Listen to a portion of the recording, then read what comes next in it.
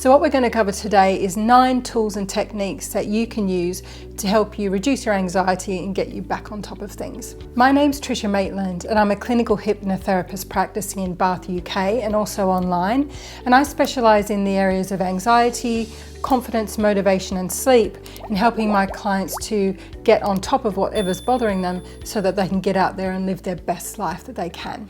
So without further ado, let's begin with number 1, which is breathing.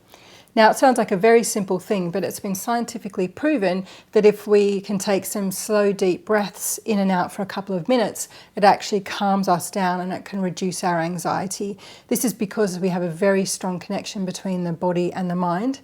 And so if we can relax our body, our mind can relax as well. And obviously we can do this anywhere, but if you'd like to join me, I have a meditation which I'll link to that you can listen. It's about a few minutes long and you can breathe with me and that will help you calm down. So number 2 is focusing on what you can control rather than what you can't control. So when we start to get really anxious, what happens is we start to look at all of the stresses or the triggers that we think are out there that are causing us anxiety, and we can start to kind of what's called catastrophize and think that the world's going to end. And obviously sometimes there are more stressful situations than others. And so what happens is if we focus on all of the things that we can't control, all we do is increase our anxiety because we have no control over those things. So the best thing to do, or one of the really great things that you can do, is to think about what you can control instead. What can you control about your environment? What can you do to help yourself that makes you feel better, whether that's exercise or sleep, talking to someone, actioning your to-do list, whatever it might be can really help. And a tool for you to be able to do this is if you get a piece of paper, draw a line down the middle, write on one side what I can control, on the other side what I can't control, and write down on both sides, fill it up, as I said, the things that you can control, actioning your to-do list, getting your tasks done at work, making sure you get regular exercise, enjoying the sunshine, whatever it might be. And then obviously on the other side, all of those things that you can't control, like I said, like the economy, like what's happening in the world, like what that person did to you the other day, whatever it might be. And then focus then on what you can control, because once you gain control, your anxiety will reduce. Number 3 is being aware of your triggers. And I think this is really important because obviously there are certain situations or things or people that make us feel happier and other situations and things and people that make us feel stressed and anxious. And so it's really being aware of that and taking steps to avoid those triggers. So for example, if it's what's happening in the media at the moment or social media, if that stresses you out, if that makes you feel anxious, then try and avoid that as much as possible, or being discerning about where you get your news or information from, or say people that you feel drain your energy versus the people that make you feel happy. What is it? What are the triggers that perhaps trigger your anxiety versus the things that reduce your anxiety, and making sure you do more of the things that make you feel better. And moving through our list of 9 top tips to help you reduce anxiety, we're moving on to number 4. And number 4 is distancing yourself from the emotion. So when we're feeling stressed and anxious and worried, we start to identify with that emotion. We say, I'm worried, I'm scared, I'm really anxious. And what that does is that we're identifying with that. And in a way that can actually make us increase the emotional response that we have to it. And so what we can do is a tip where we can distance ourselves from that. And the way that you do that is instead of saying, I am worried, I am scared, you can say, I feel worried, I feel scared. Or even a bit more of distance, you can say, I'm noticing my fear about this situation. I'm noticing my anxiety about this situation. And what it does is it allows you to separate yourself in a non-emotional way from the emotion so that you're not identifying with it. And what that does is that can give you a bit of a pause so that you can get out of that fight or flight state, move into your intellectual mind, and then hopefully kind of regroup and then take some positive steps to help you even further reduce that anxiety. Okay, number 5, which is one of my favourite things to do, is to make a list of what makes you feel happy.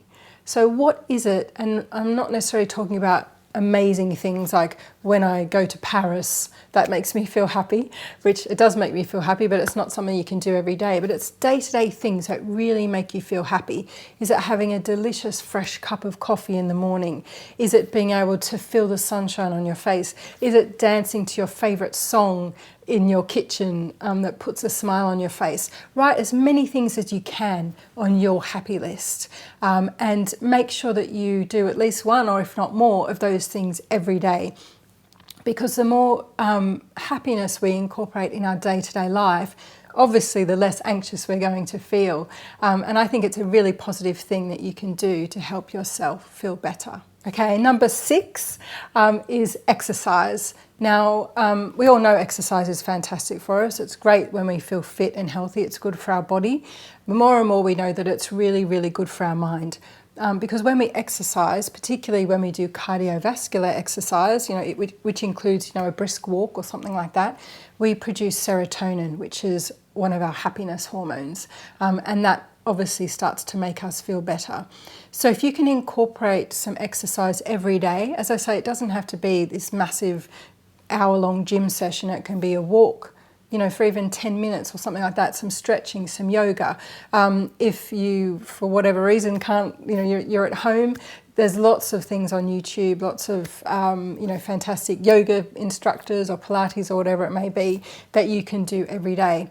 I just think exercise is so important to reduce our anxiety, so I would definitely put that on the list. And we're moving on to number 7. Hope I've got that right. And number 7 is getting enough sleep. Now, as a clinical hypnotherapist, I have to say I see people for lots of different reasons, but I'd say about 80 to 85% of my clients have problems with their sleep. And I notice that when they start to sleep better, they start to feel better, their anxiety reduces. So it's really, really important that you do as much as you can to make sure you get really good quality sleep. And that includes things like I talked before about exercise, reducing alcohol, particularly 3 hours before bed, having a normal time, a regular time that you go to bed and that you get up, giving yourself a wind down time in that 45 minutes to an hour before bed, perhaps doing some journaling or writing down what's been good about your day. All of those things can really help you get better quality sleep. Listening to a guided meditation as you drift off to sleep, that's something that I get my clients to do, and it can make a massive difference to the quality of their sleep. So it's so important. I can talk about sleep all day, but that's definitely in the top things that I recommend for you to do to help your anxiety. Okay, moving on to number 8. It's getting a bit difficult now for my fingers, but moving on to number 8, and that is meditate daily. I think meditation is so important.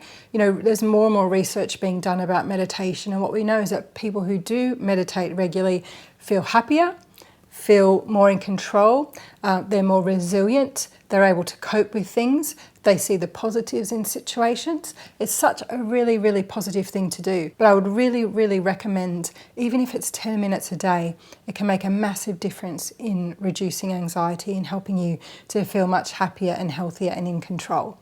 And lastly, number 9, there we go. Number 9 is speaking to someone. So obviously we can speak to people who are in our lives, but also if you feel that things are getting on top of you, then actually speaking to someone like a therapist. Obviously I'll promote hypnotherapy, but there's lots of other therapies out there.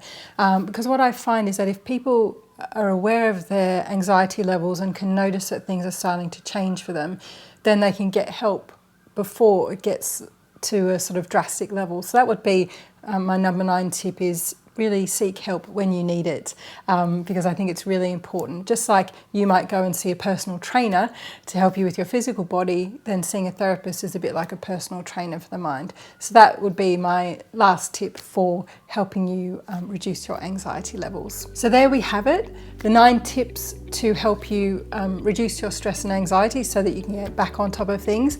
I hope you found that useful and beneficial, and if you have, I'd love you to like below. And if you're interested in hearing more about how you can improve your sleep or reduce your anxiety or grow your confidence and motivation, then please subscribe to my channel. And I hope you have a wonderful day.